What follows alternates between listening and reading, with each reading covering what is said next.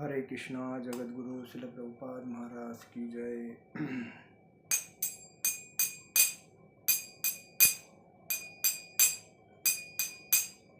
जय राधा माधव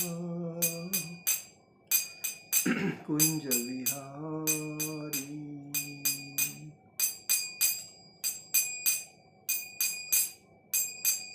जय राधा माधव कुंज विहारी।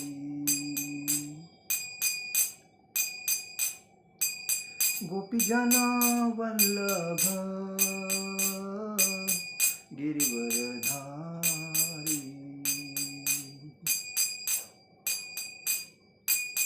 यशोदानंदन ब्रजजन रंजन। यशोदानंदन ब्रजजन रंजन। यमुना तीरा वनचारी। यमुना तीरा वनचारी। जय राधा माधव कुंज विहारी।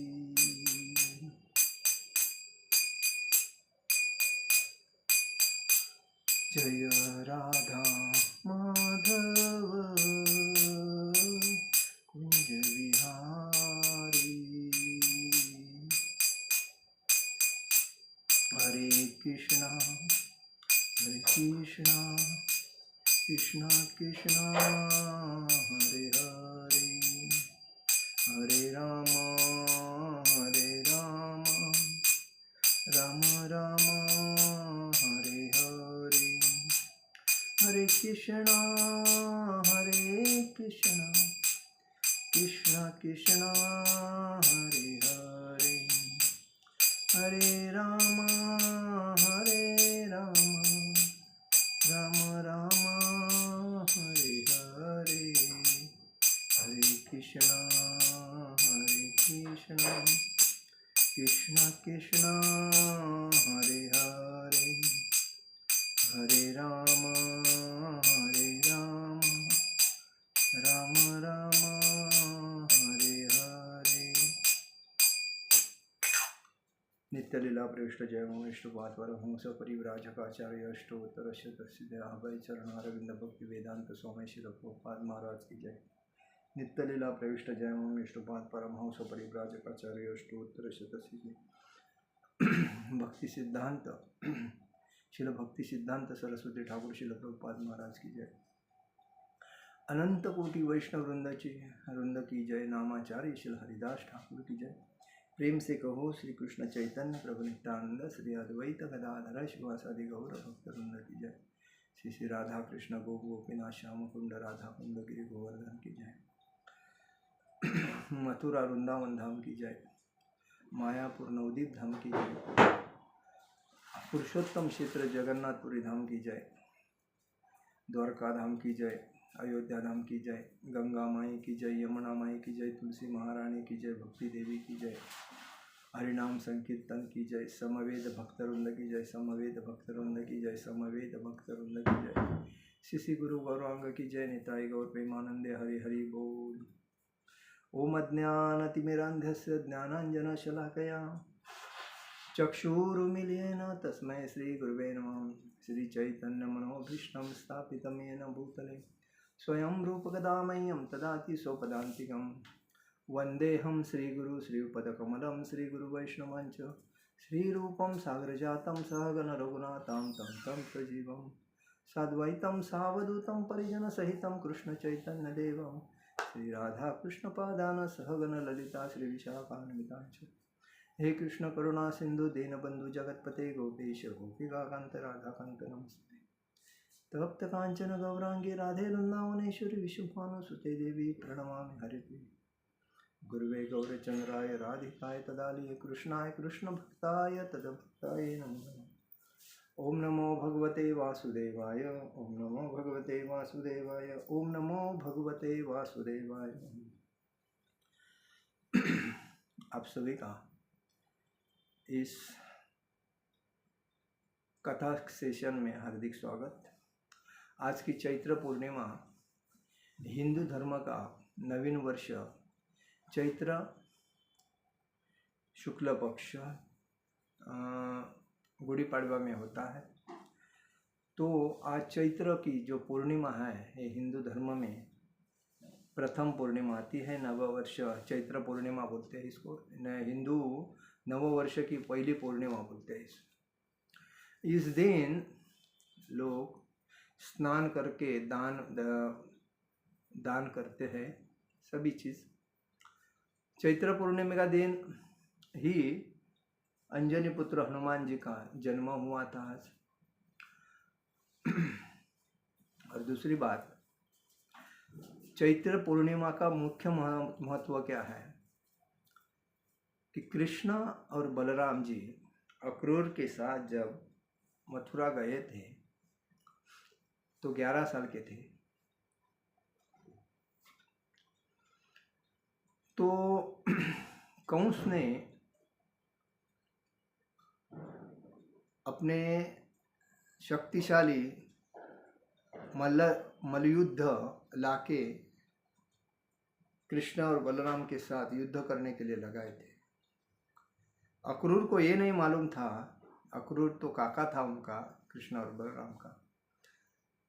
उन्होंने कहा कि उसने आपको बुलाया है, मेरे को भेजा है आपको लेके आने के लिए, तो मैं इसके लिए आया हूँ, मेरे साथ चलो। भगवान श्री कृष्ण और बलराम जी जानते थे आगे क्या प्रोसीजर है इसका, कंस का, लेकिन वो चुप थे क्योंकि अक्रूर जी को ज़्यादा मानते थे भगवान। तो उनके साथ जब चले गए तभी कंस ने कहा कि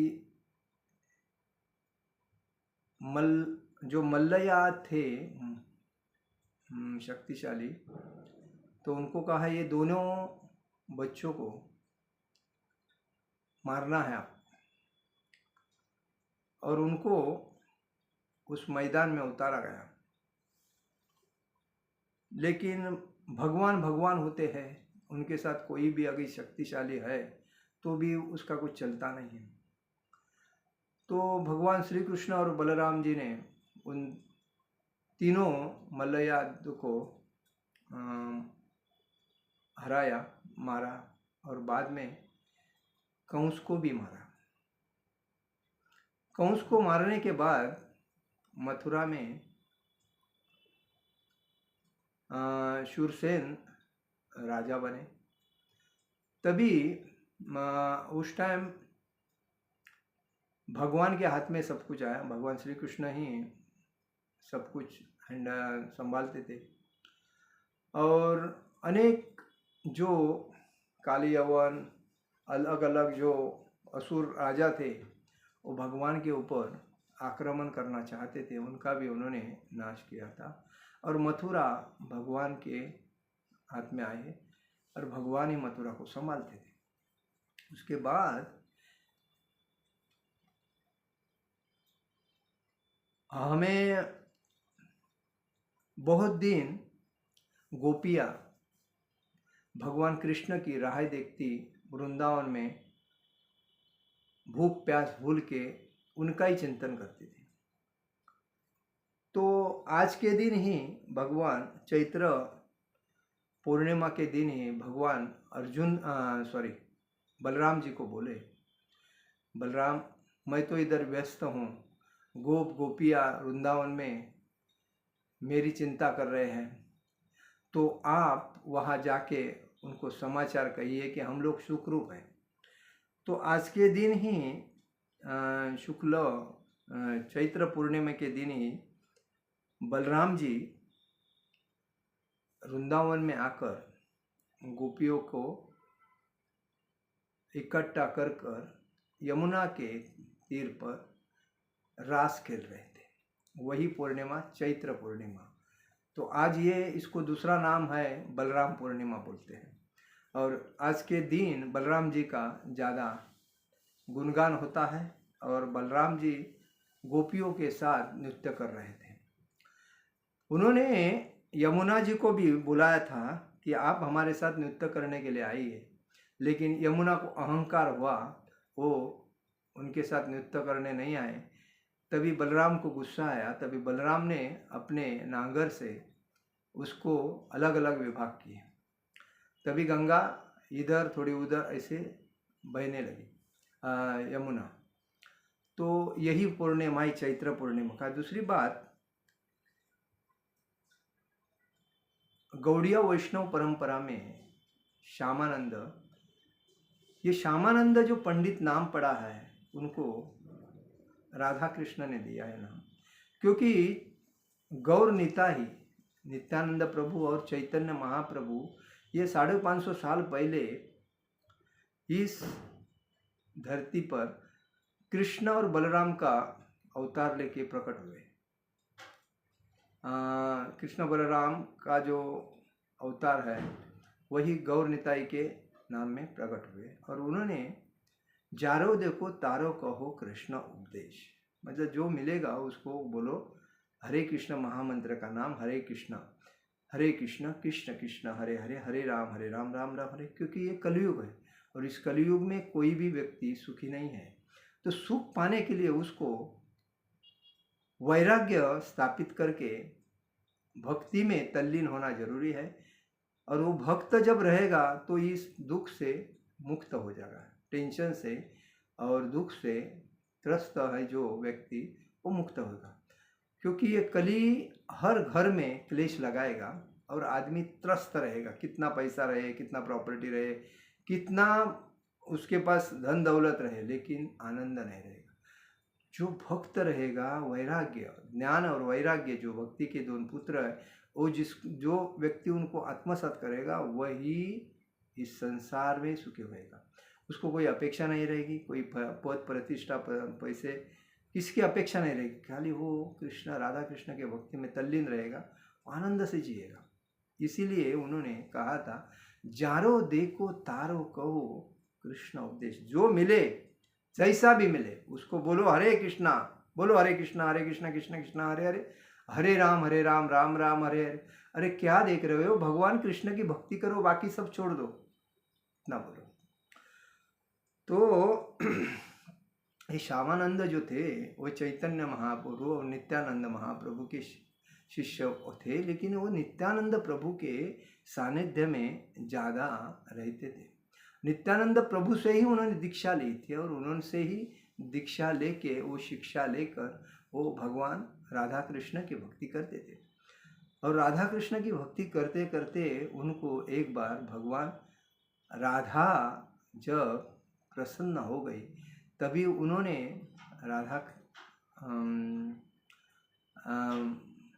श्रीमती राधा रानी ने उनको राधा कृष्ण विग्रह उनको अपने प्रकट करके उनके हाथ में दिया और उनका नाम श्यामानंद रखा। श्याम मतलब भगवान श्री कृष्ण का नाम श्याम है, तो वही श्यामानंद उनको रखा। उसके बाद वो विग्रह अभी भी वृंदावन के राधा श्याम सुंदर मंदिर में है और उसकी पूजा करते हैं। तो ये श्यामानंद जो पंडित है उनको राधा कृष्ण प्रसन्न हुए थे, वो विग्रह है। इस चैत्र पूर्णिमा का और भी मुख्य वैशिष्ट्य है कि आज के दिन में राधा कुंड और श्याम कुंड का प्रकट हुआ था, क्योंकि राधा के साथ गोपियाँ थी और भगवान कृष्ण के साथ गोप थे और सब ब्रजवासी इनकी लीलाएं सुनते थे, देखते थे और आनंद लेते थे। तो एक दिन लीला करते करते जब ये दोनों चल रहे थे तो एक राक्षस आके सभी ब्रजवासी को तकलीफ दे रहा था। तो वो किसी का सबको तकलीफ देने की वजह से भगवान श्री कृष्ण ने उस राक्षस का वध किया था और उस राक्षस के वध के वजह से गोपियाँ भगवान श्री कृष्ण को मानती नहीं थी, क्योंकि इसने एक असुर का वध किया है और खुद को श्रेष्ठ समझ रहा है। तो उसके ऊपर वो बोलती थी, अगर हमारे से अगर बात, भगवान श्री कृष्ण राधा रानी के साथ बिना बात करके एक पल भी नहीं रखते थे। तो वो बात करना चाहते थे, लेकिन वो बोलती थी तुमने अपराध किया है, तुमको गंगा में स्नान करके आना पड़ेगा, पवित्र होना चाहिए, क्योंकि आप पवित्र नहीं है, शुद्ध नहीं है, तो इधर आना है तो पवित्र होके आना पड़ेगा, गंगा में स्नान करोगे तो पवित्र होगे। तो भगवान श्री कृष्ण ने श्याम कुंड का तो उत्पन्न किया ही था, लेकिन राधा रानी उस टाइम अपने कंकन से राधा कुंड का जो कुंड बना रही थी, वो प्रकट कर रही थी, तो उससे हो नहीं रहा था, ना उसकी सहेलियाँ गोपियाँ थी उनसे हो रहा था। तो भगवान ने कहा, देखो मैं आपको मदद करता हूँ, मैं इस कुंड को प्रकट करता हूँ, और इस कुंड में गंगा यमुना सरस्वती गोदावरी कावेरी सरयू महेंद्र तनया चंद्र, जो भी नर्मदा सिंधु, जो भी जितने भी नदियाँ हैं, उनको सबको आमंत्रण करके इस कुंड में मैं स्नान करूँगा, तो मैं शुद्ध हो जाऊँगा, पवित्र हो जाऊँगा। तभी उन्होंने वो खुश होकर गोपियाँ बोली ठीक है। तो भगवान ने आज ही के दिन में राधा कुंड और श्याम कुंड का प्रकट आज के दिन में हुआ था। तो वही बात है कि आज के दिन का यही महत्व है कि दोनों दिन में, वैसा तो भारतीय संस्कृति में चैत्र पूर्णिमा का बहुत महत्व है। हनुमान जन्मोत्सव भी मनाया जाता है। ये अप्रैल पूर्णिमा है। इस दिन गंगा जैसी पवित्र नदी में लोग स्नान करते हैं। भगवान विष्णु, महालक्ष्मी और हनुमान जी की पूजा करते हैं। सत्यनारायण भगवान की पूजा होती है हर जगह पे। और चैत्र पूर्णिमा में स्नान दान करने से, सत्यनारायण की पूजा करने से परिवार, सत्यनारायण कथा, भगवान विष्णु की कथा कृपा मिलती है कथा करने से। और भगवान विष्णु को उस दिन में खीर, मिठाई, फल का भोग लगाया जाता है। विष्णु का जो मंत्र है, ओम नमो भगवते वासुदेवाय, कि वह हरे कृष्ण कृष्ण कृष्ण हरे हरे, हरे राम राम राम है, इसका भी उच्चारण होता है। और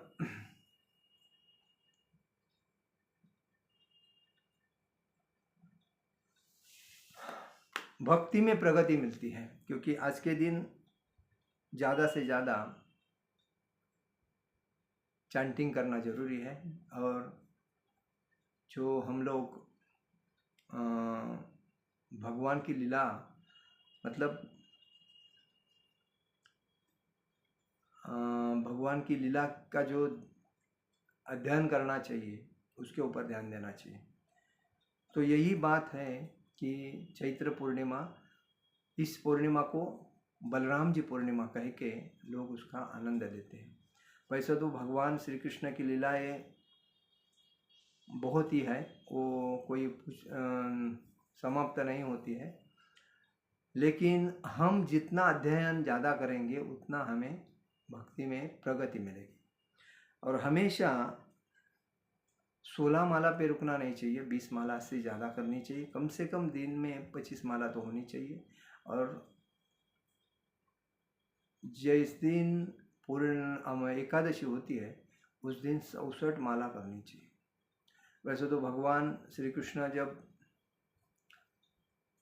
वृंदावन में थे, तभी ब्रह्मा जी ने भी उनकी परीक्षा ली थी।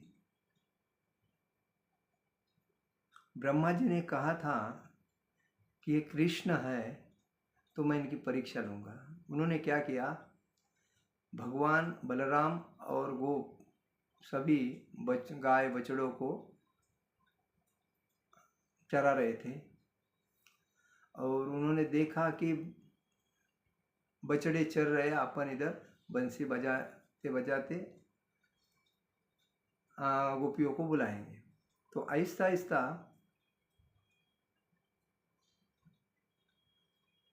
गाय बछड़े दिखने के बंद हो गए, लेकिन भगवान को मालूम पड़ गया कि ये गाय और बछड़े किधर गए। भगवान चुपचाप रह गए और चुपचाप रह के पूरा नज़ारा आत्मसात किए और समझ गए ये किसकी चाल है। तो ब्रह्मा जी ने क्या किया था, जितने भी गाय है, जितने भी बछड़े, जितने भी उनके साथ गोप बालक थे, उस सब को अपने धाम में बंदिश करके रखा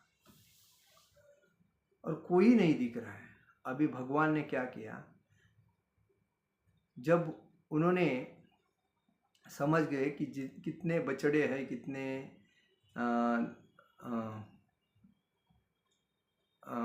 गाय है, बैल और गोप कितने हैं, उस सब का रूप लेके 1 साल तक वृंदावन में हर घर में, हर गाय के रूप में, बछड़े के रूप में, बैल के रूप में, गोप के रूप में, गोपियों के रूप में, सब रूप लेके सबके साथ, सबके माता पिता के साथ वावरने लगे।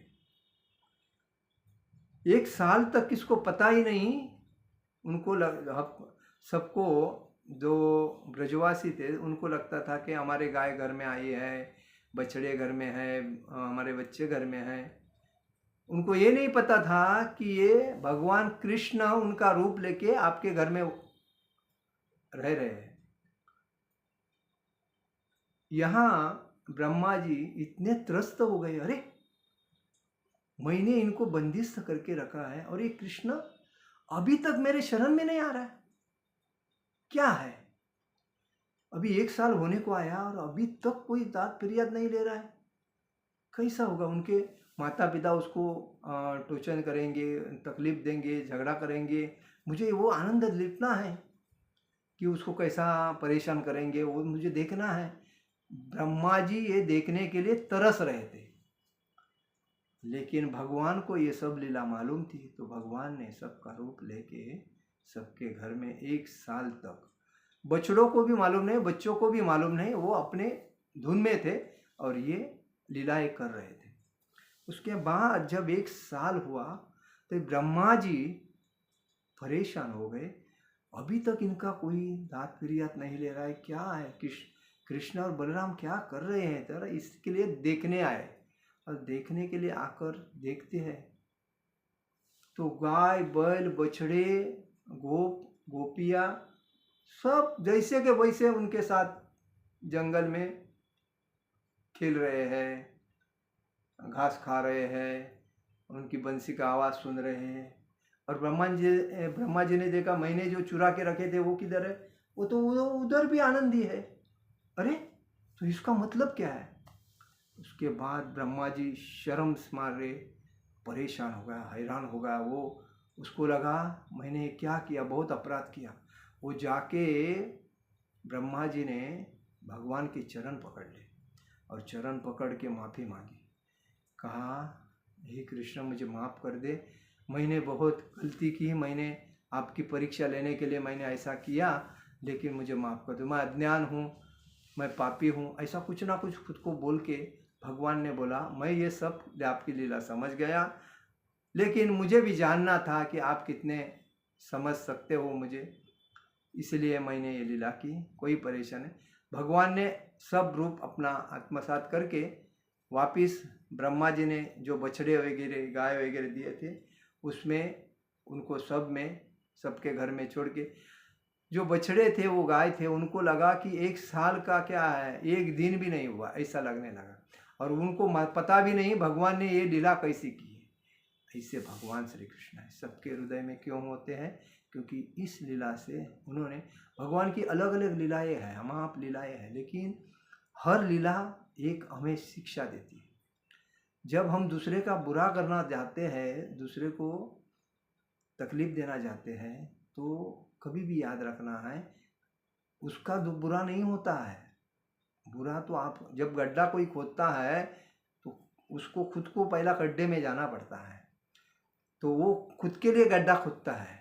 आज उसके लिए गड्ढा दूसरे के लिए खोदा ही ऐसा लगता है, लेकिन वो खुद के लिए करता है। तो कभी भी हम दूसरे को तकलीफ देते हैं या दूसरे के बारे में गलत कुछ सोचते हैं या दूसरे को कुछ गलत बोलते हैं, तो वो दूसरे को तकलीफ नहीं है, खुद को ही है। दूसरा ऑटोमेटिकली चलता रहेगा, उसका तो अच्छा है ही है, क्योंकि जिसने कभी बुरा नहीं किया है, जिसने कोई दूसरे को गलती से तकलीफ नहीं दिया है, तो उसको तकलीफ होने वाला ही नहीं है। लेकिन जो व्यक्ति जानबूझ के दूसरे को तकलीफ देता है, उसको तकलीफ में होता है। तो यही ब्रह्मा जी से हमें शिक्षा होती है कि हम जब दूसरे को तकलीफ देते हैं तो इसका मतलब खुद को ही तकलीफ है। तो ब्रह्मा जी शर्म के मारे भगवान के ऊपर सर उठा के नहीं देख रहे थे। इतनी उनको शर्म आने लगी, मैंने क्या गलत किया, क्योंकि वो भगवान विष्णु के नाभि से, कमल से उत्पन्न होने वाले, लेकिन भगवान श्री कृष्ण विष्णु का अवतार है, ये उनको मालूम होने के बाद भी उन्होंने उनकी परीक्षा लेना चाहा और वही खुद अपमानित हो गए। यही बात है। तो हमें हमेशा याद रखना चाहिए कि दूसरे का भला करो, छोड़ दो, लेकिन अपेक्षा मत करो। हरे कृष्ण कृष्ण कृष्ण हरे हरे, हरे राम राम राम हरे हरे। जगत गुरु शिल प्रभुपाद महाराज की जय। परम पूज्य लोकनाथ स्वामी महाराज की जय। निताई गौर प्रेमानंदे। हरि हरि बोल।